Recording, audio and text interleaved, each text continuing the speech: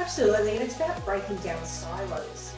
You know, it's everybody says, but this part only affects me. It doesn't just affect you. There's a flow-on effect for John that sits beside you. Welcome to Process Pioneers, the show that takes a deep dive into the minds of decision makers, key influencers, and process experts who are pioneering the world of everything process. Welcome to another episode of Process Pioneers. My name is Daniel Rayner. I'm the host of Process Pioneers. And in each of these episodes, I have the absolute privilege of sitting down with different BPM professionals, BPM practitioners, people that are putting business process management techniques and management into place in organizations day in and day out. Sometimes they're making mistakes, but lessons are being learned. And I think that's really one of the most valuable parts of this series is we're learning from those that are either in the trenches or have been in the trenches. And it's amazing to be able to learn from that and glean from that from people that have put in the work and are seeing results for their organization. And today I have the absolute privilege of sitting down with Tianita Copple, who currently is the Business Solutions Manager in the Digital Center of Excellence at Volvo IT. And I believe, Tianita, you've been there for a number of years, 10 plus years. I'm really excited for this interview. Tianita, thanks for joining me. Thanks for having me, Daniel. And what we might do to begin with is if you can take myself and the audience back on a journey, I guess, to where you were first introduced to the idea or concept of BPM, business process management, and then take us on a journey leading up to what you're doing today. Excellent.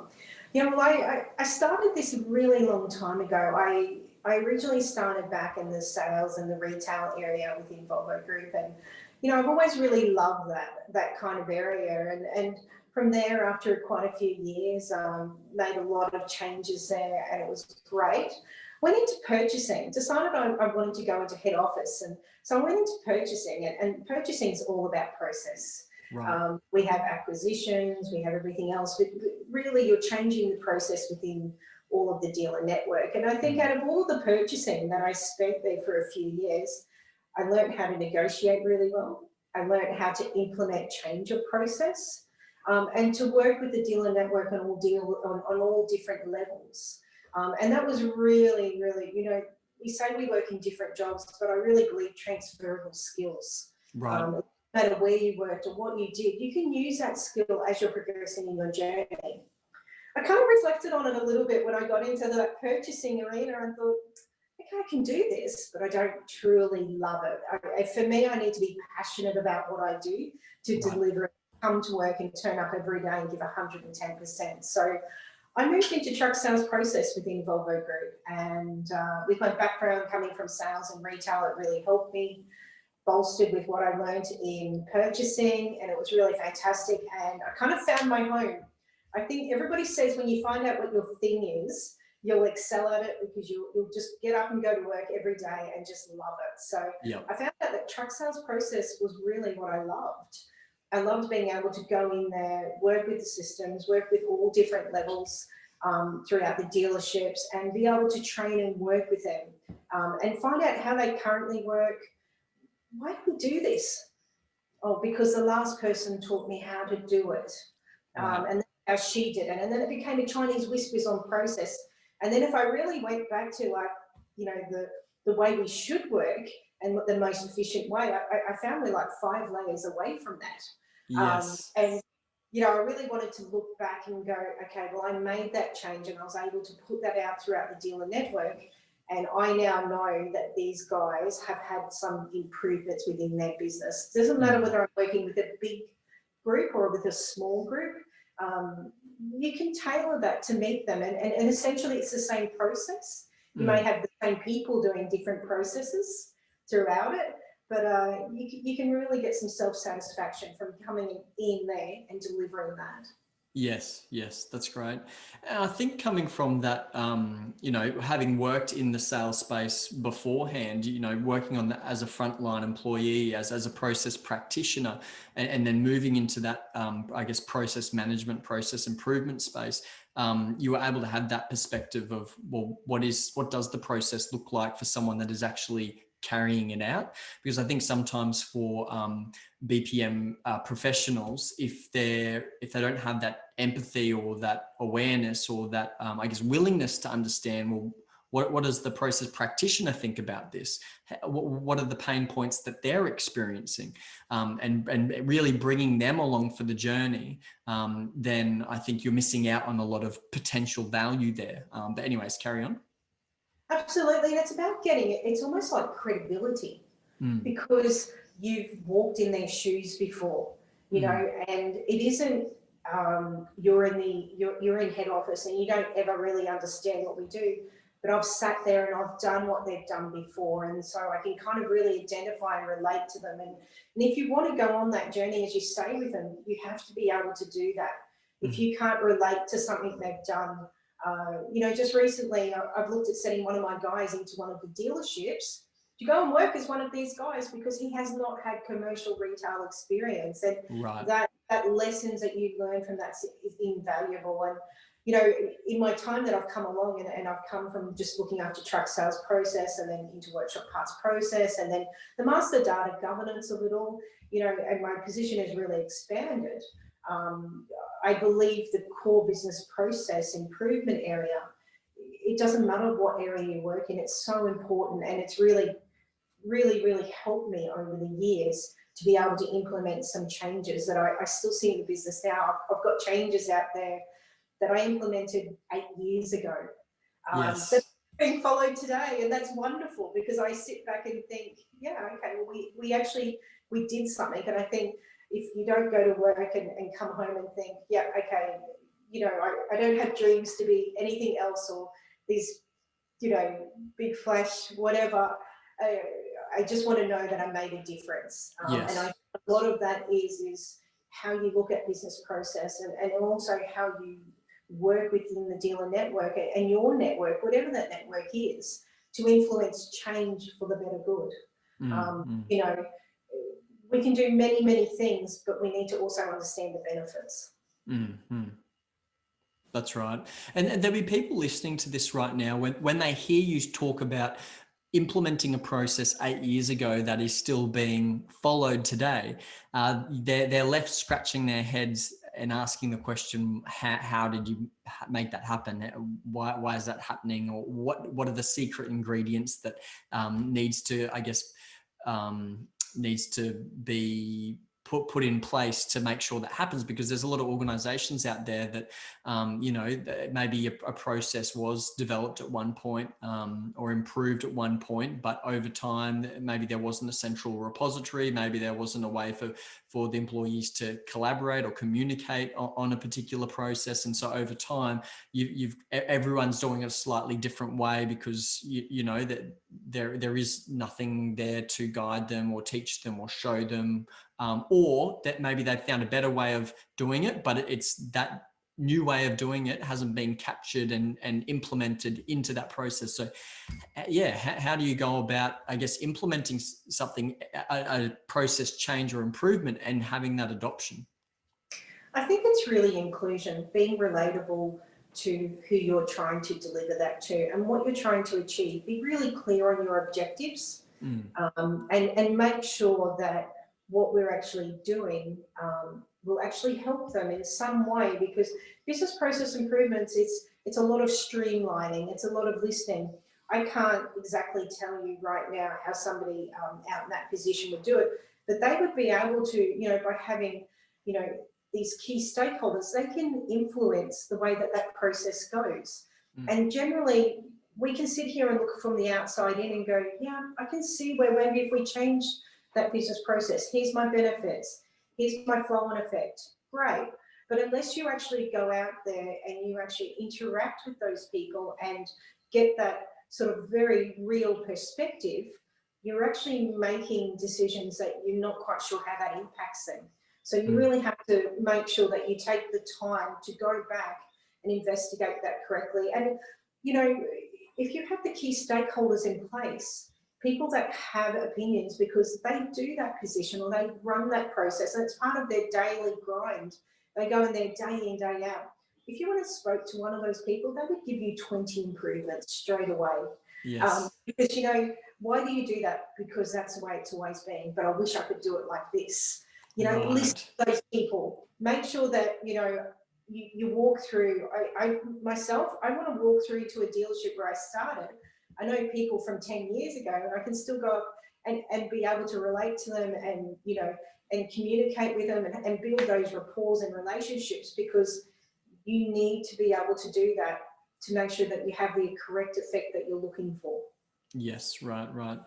And for an organization that is, I guess, beginning their BPM journey, what are some of the biggest challenges that they're going to face, or the most common challenges that an organization would face? I think it's the change management. Right. Yeah, you know, that whole change management point. And I think for everybody to get on board, nobody likes change. Not one person likes to change. Right. People want to, because they're almost like they're conditioned. This is what I come in, this is what I do every day, you know, and I think change management and how we manage that through will only bring you success.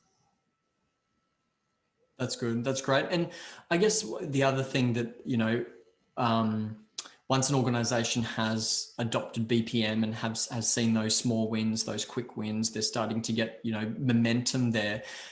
And, you know, the executives, they're not going to buy into something if they don't see value there. So what are some of the biggest wins that you've seen an organization realize when having a BPM approach?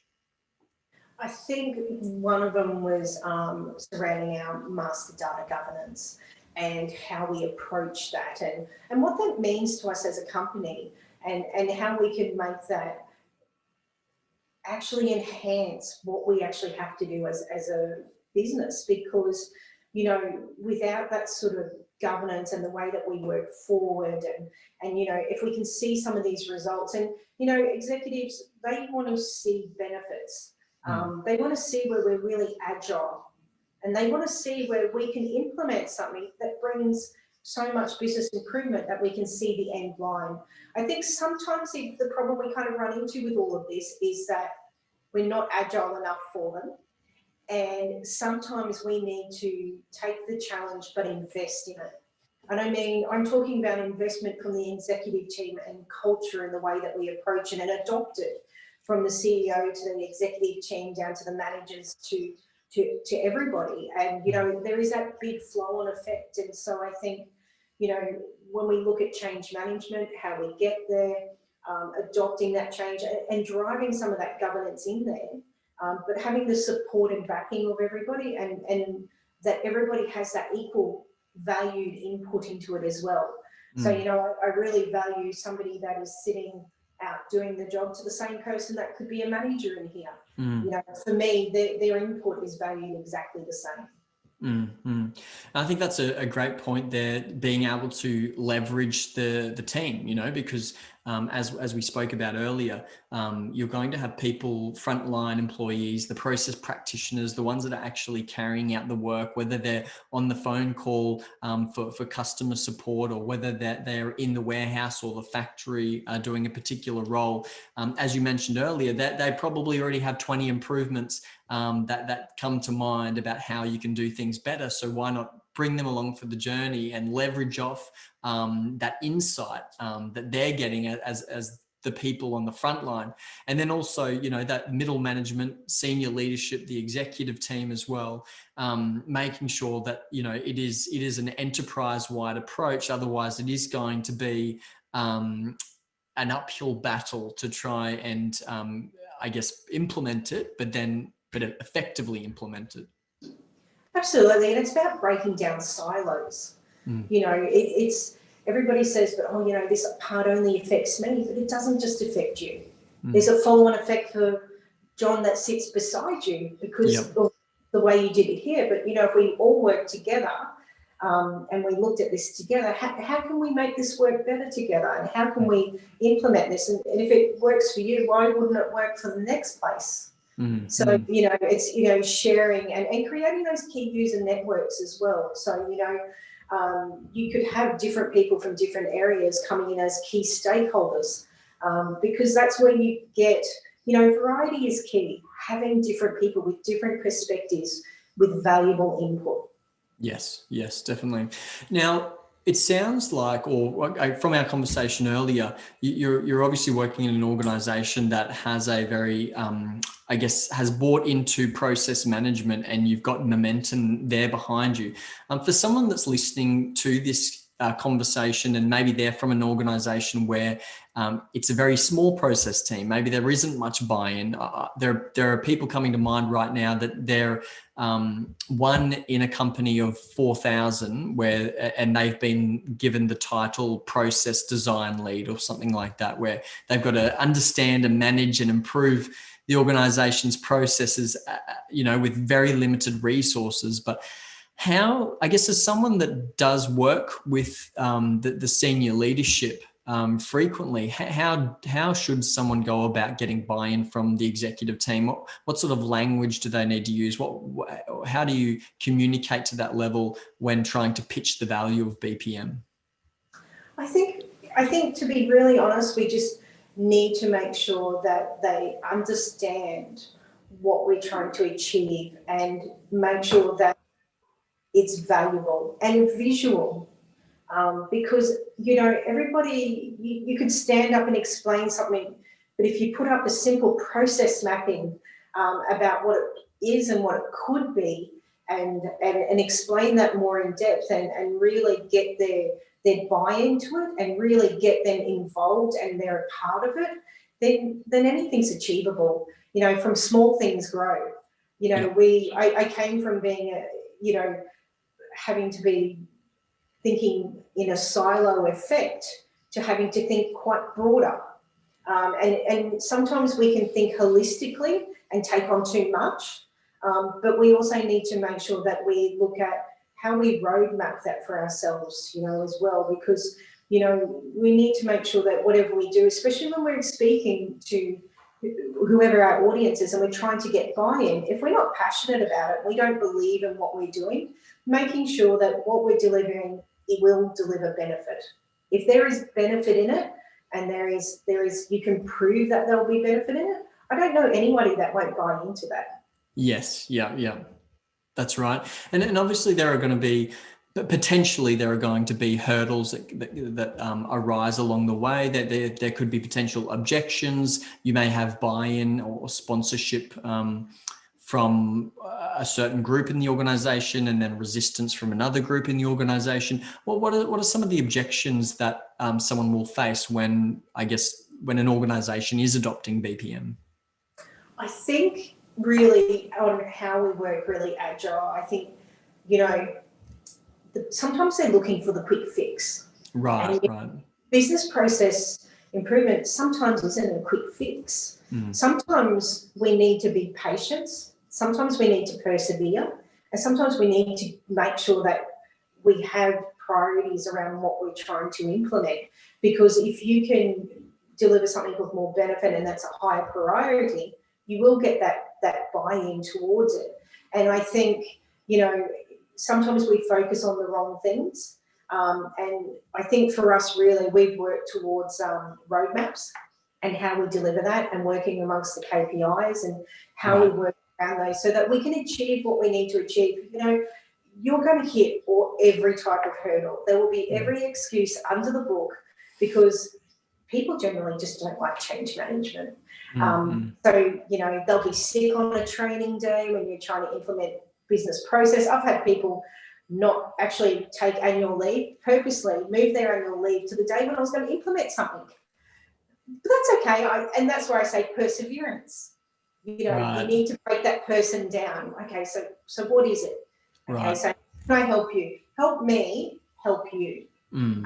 Because, once you can kind of get them into that way of thinking, and you're not there to make their life harder, you're there to make their life better. And give them more self-enjoyment about what they're doing every day. If you can come to work and get your job done from 8 a.m. to 5 p.m, then you can do it in a much nicer way with less issues, less having to go back and do something.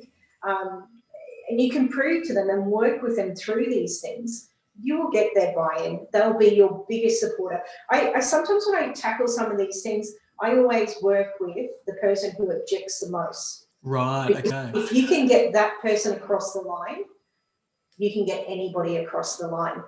Sometimes I'll turn around and make that person my sponsor, and they're the ones that come out with me, and they're like, I love it. I thought Tia was going to say to me, no, rah, rah, rah. I was fully against it. This is never going to work. And then they're like, okay, I'm reformed. I swear this will make your lives easier. So, Yes. you know, always get that. You're always going to have someone that says that. But Yes. work and really persevere through it. You know, I always find there's a brick wall. You need to make your way through it, around it, over it, or under it, but find a way. There is always a way. Sometimes you need to take a step backwards to go forwards. Yeah, yeah. That's fantastic. That's great. And talk to us about, I guess, some organizations, when it comes to BPM, they can be quite reactive, or, you know, looking at what are the problems, what are the pain points, what are the fires that we're going to be putting out, and making those improvements, you know, whether they're incremental or minor changes, you know, they can deliver huge value. But then there's this other area of process management or process innovation, where it's, you know, looking towards the future, looking to create the future, looking to be that organization that is pioneering ahead of your other competitors or the others in the market. And so I feel like it's, from my perspective, more organizations, and it's easier to focus on the fires and what are the current pains, what are the current problems. But what that tends to do is pull almost all attention or focus onto, well, what are we doing to create the future? So how would you encourage, I guess, people that are listening right now to manage that? How do you manage that balance? I think, you know, there is always a certain firefighter aspect to it all. But I think planning, look at your roadmap for 1 year, 2 years, 5 years. How will we get there? And then come up with a really good execution plan. So, you know, drive your KPIs around this. You know, like I say, Rome wasn't built in a day. Yes. But if we have goals, if we set ourselves where we want to be, and we are more planned and proactive surrounding these, you could go into any organisation and they would give you 500 business process improvements to be done. But, you know, also putting some prioritisation around those. What does the business actually need right now? And also reviewing your plans. So, you know, we could be having a 1 year execution plan, a 2 year execution plan, and a 5 year. Right. But, you know, make sure that you review it. Make sure you set your KPIs. How am I tracking? You know, and really working through those. But make sure that you pay attention to that sort of stuff, because sometimes we do get caught up in the firefighting and being so reactive, but we need to be proactive. We need to plan ahead, and we need to make sure that we give the correct attention and resources around achieving those KPIs, because obviously that is important to the business and it's important to us. Yes. Yep. Yeah, that's right. And it's obviously been a very turbulent year for a lot of organisations, and you know, there have been organisations where they've been working. Thousands of employees have been working from the one central location one day or 1 week, and then the next day they're all spread out across the country or the world, working from thousands of different home offices or home studies. And I think it's really put pressure on organizations to understand, well, what are our processes?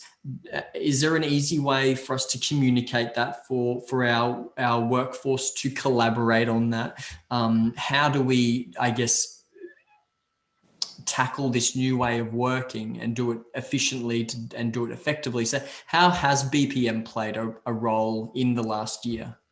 Massive, absolutely massive, because process will fall apart if, you know, regardless of where you sit, what you're doing, if you can't follow the process. And, you know, like I say, it's still change. Everyone's changing. And, you know, the locations are changing, the temperaments are changing, our environments are changing. But if we have strong processes, regardless of where we sit, what we're doing, we can still achieve our outcomes, you know. And really has highlighted where we have holes in process and we need to tidy that up and draw some attention to it so that, in the next 6 months, 12 months, however long COVID's going to go for, that we have, some of these areas that we need to pay some attention to. And if we did that, I still find that throughout all this craziness that the world is enduring right now around the world, that it has changed the way we think in terms of how we deliver virtual training, how we communicate, and how we still achieve those goals. And, if we don't have a strong process, we're finding out pretty quickly. Yes, that's right. And I think the world was heading in this direction, like at a slower pace, maybe, 10, 15 years away. But what this year's really done is fast tracked all of that. And it's really forced organizations to innovate and to think creatively and to do what they were probably going to do over the next 10 years anyways, and do it in 6 months or 1 year. Absolutely. And even the way that we communicate. We could have got on a plane and gone to that state and had that face-to-face meeting and everything else. And now we're like, it's okay. We can make decisions virtually. It's okay. Yep. Whereas before, that wasn't acceptable. So there is a new acceptable surrounding how we work and how we still achieve these results. Yes. Yeah, that's right. And when you were talking about before about creating that BPM roadmap over the next 1 year, 2 year, 5 year, I think there would be people listening to this that would really strike a chord with them, and they would, go away and it would spark conversations that, we need to really look at what is our roadmap? What are we planning for over the next 1, 2, 5 years? What would you encourage that person to do? Or how do they go about creating that roadmap? What are the key things they need to consider or be aware of when putting that together? I think we need to make sure we ensure that we're keeping up. My goal is always to be ahead of the game. Yep. I don't ever want to say, okay, we're at the same level as this. What is my dream? What would be the ultimate for us to be in this position? Okay, well, I'm going to work from that space backwards. If I say that I want to have the best processes and they're fully implemented and we've made 200 process improvements by this time in 5 years' time, well, that's my 5-year goal. How am I going to get there? And then work my way backwards, because sometimes we can chew off these amazing things that we want to do, right? And we just think, we will never get there. But break it down into achievable items. So if that's what I want to achieve in 5 years, then what is achievable in the first year? What's achievable in the second year? And also then work around, in what order should I be delivering this? Yes, and benefits provides. Just because that part here, like phase 1, was, the most important part, something in phase 4 might be extremely important, but we need to set the platform. Yes. It's also about, business process falls apart because we don't set the correct platforms. Right. Preparation, planning, prioritization, ensuring that, we are aligning to the business and reviewing it. Because it's such a fast-paced world. You said before that so many things have changed over the last 12 months due to COVID. Well, we need to make sure that that goal at the end is still our goal. So always reviewing it and making sure that it's achievable. Yes. But I also like to think outside of the box. So, it's amazing what we're capable of too. Yes. So make sure that you have a little bit of agility in there. Yes. You've got to remember, business requirements will change. Right. What we say right now, in 5 years' time, we should be reviewing that every year. How much closer are we to it? My dream is to print out this massive 5-year plan and wrap it around half the building on the inside. So every day we walk around and see this plan. And where are we tracking now? Oh, that's the dot. Okay, we started in 2021 and 2026. Oh, that's where we're meant to be. But it's creating that vision as well. And, we talk about buy-in and we talk about the vision, and it doesn't need to be on a PowerPoint locked away on a laptop somewhere. or should we be involving everybody so everybody knows where we're going to get to and how we're going to get there? Yeah. And I think that's incredibly motivating when you're going into the same place every day, visually being able to see the journey, where you have come from, where you are heading to, and where you are along that journey, and looking around and seeing all of the other people that are working towards the same goals and on the same journey. I think that, that having that visual representation, that it's a reminder daily. This is why we're doing this. This is why I'm doing these small tasks here, because this is the overall vision. This is the overall strategy. And this is where we're hoping to end up. Absolutely. And you have so many lessons learned along the way, and I talk about phases because you really should. I mean, we have this overall goal and we want to achieve this, and this is what we're all driving towards. But at the end of your little phases, make sure you reflect, go back and look at your lessons learned, because 5 phases in, you may be doing the same mistakes. And yes, go back and really reflect on it and make sure that you use what you've learned there and take it in your journey as you move through it. Yes, yeah. And you mentioned there about agility or being agile. And I know that, there are some organizations out there when they think about BPM,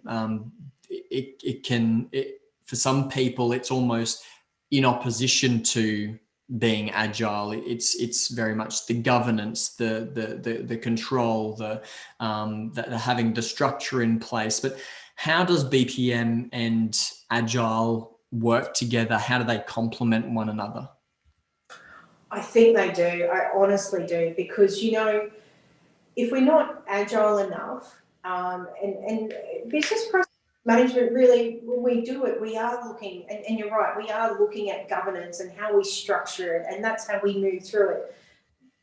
But we also have to remember that we change, and we even change the business requirements. We change what we're doing, we change what we're selling, we change people, we change skill sets. And so we need to be able to, be ahead of the game. So, if we have somebody that comes in with this different idea because they've looked at it and we think, I never thought of that before, then why don't we do that? Okay, right. Does everybody think it's a great idea? It's also about creating those key user networks where we have key stakeholders all around giving us that input, guiding us on that, and making quicker decisions. Because if you have 20 high-end users that use it all the time and they say, wow, we'd really love to do this, and it's really just a simple process, why do we not do it? Why do we go, great idea, let's document that, let's take it out, let's implement it, everybody's on board, okay, well, let's do a bit of a risk analysis around this, let's get everything lined up, and then move forward. And I think we need to stay flexible in the game. If we stay very rigid, we will be left behind. Our competitors will come at us, they'll chase us down unless we have a bit of flexibility. I mean, I love structure. I love what BPM brings, but we also need to make sure that we are still flexible within that, because if not, we will get left behind, because, we always want to be at the forefront of what we're doing. Yes, yeah, definitely. That's great. And now, I guess, looking to the future, and you've obviously got your 1 to 5 year plan moving forward, but for an organization that maybe hasn't given as much thought to what the future, what their future looks like, or the future of, how are they managing their business processes and the value that they're delivering to the stakeholders. What do you think the future of BPM looks like? And obviously understanding that every organization is at a different BPM maturity level. For some that they haven't documented any processes whatsoever, it's all still in the minds of the employees.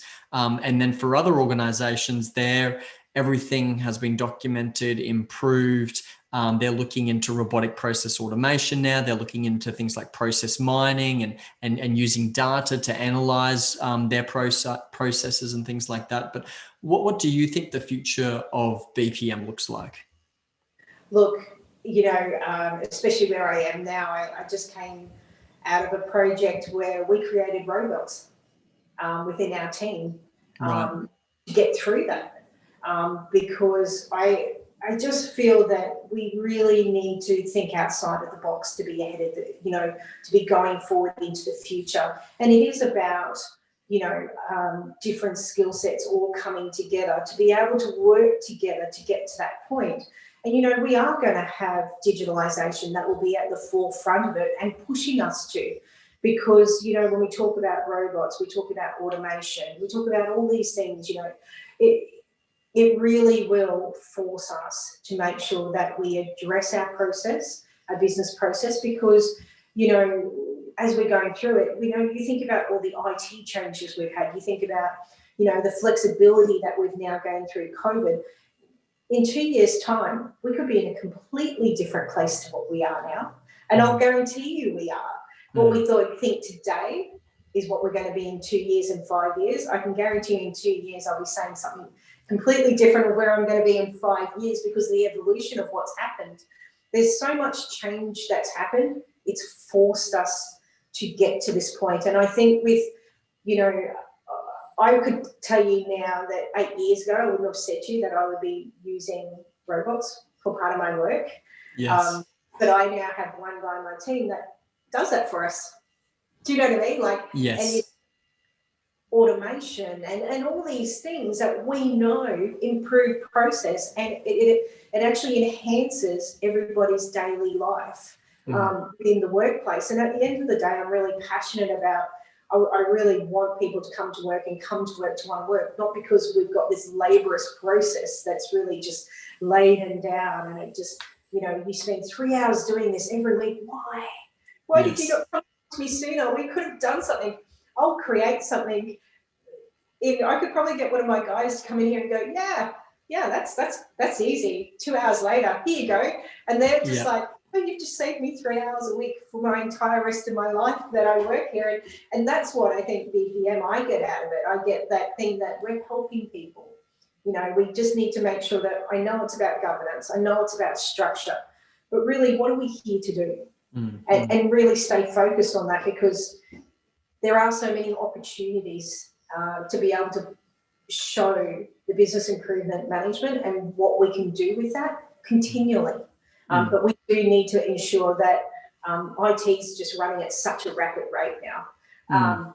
We have to be ahead of the game, and really we should be going to the business saying, hey, what are you guys doing? Let's work on this together. Let's collaborate. What can we do?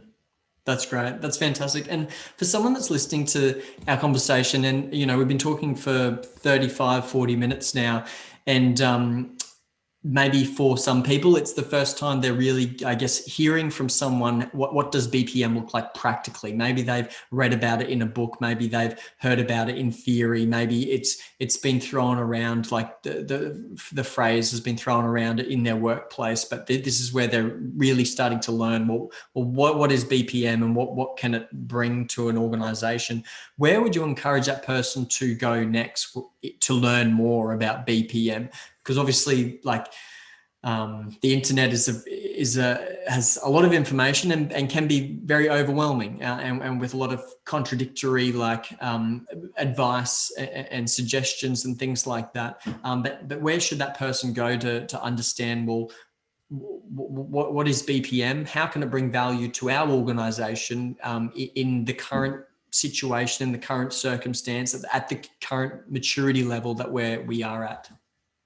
I think they need to look within their own organisation to start with and really assess where they are and take the rose-coloured goggles off and be brutally honest with yourself, and sometimes it's daunting and sometimes it's super scary because you could be at ground level, okay? But take it off and really assess where you are. And then, me personally, I'd love to see some sort of virtual forum where you can get in contact with other people and lessons learned is just so amazing for everybody out there. Be able to network with other people that have been there and been in the network. It doesn't matter what industry you're in. There's transferable skills and there's all these items here that we've all done something before, and be able to learn from each other. And I think, you know, the internet gives you some things, but then it's just that person's experience, whether it was good, bad, or whatever. But I think I'd really love to see something, you know, for people like that they could actually go into a forum and be able to be mentored with somebody and you know, you create that network where, you know, you could have somebody with 10, 15 years experience and be able to, you know, oh, look, I'm really looking for somebody to give me some guidance. I'm in this industry and I'd really love it if I could. And some, and I don't even know if this exists, but I'd love it. You know, like be able to pair people up and help them out, because I think anybody that's truly passionate about BPM would hands down help anybody with a question about it. And we see lots of information out there. We see lots of articles and documents, and a lot of it's really good, but then a lot of it's really old. You know, in terms of when was that last written and how relatable is it to me now, and how does that look towards the future? You know, so I'd love to throw the challenge out there to somebody to create some sort of forum, because I think that would be amazing. I think, you know, if I had that 15 years ago when I started in BPM, I would have taken it and, you know, held on to that mentor. Yeah, definitely. And for the guys that are listening to this, I'd encourage you, if you do have any questions, you know, if you've listened to this conversation and we've been learning about BPM and Tia's experience and journey through BPM. If you've got any questions, please add them to the comment section below in whatever platform you're listening to this on. And if you do have questions specifically for Tia that you'd like to ask her, feel free to connect with her on LinkedIn and reach out to her. And as she just said then, she'd more than happy to answer any questions or anything like that to help you along your BPM journey. So, but Tia, I just want to thank you for sitting down with me for the last 40 or so minutes. It's been an absolute privilege, and I'm sure that the audience has gleaned a lot from our conversation today. No, I've really enjoyed it. Thank you for the opportunity.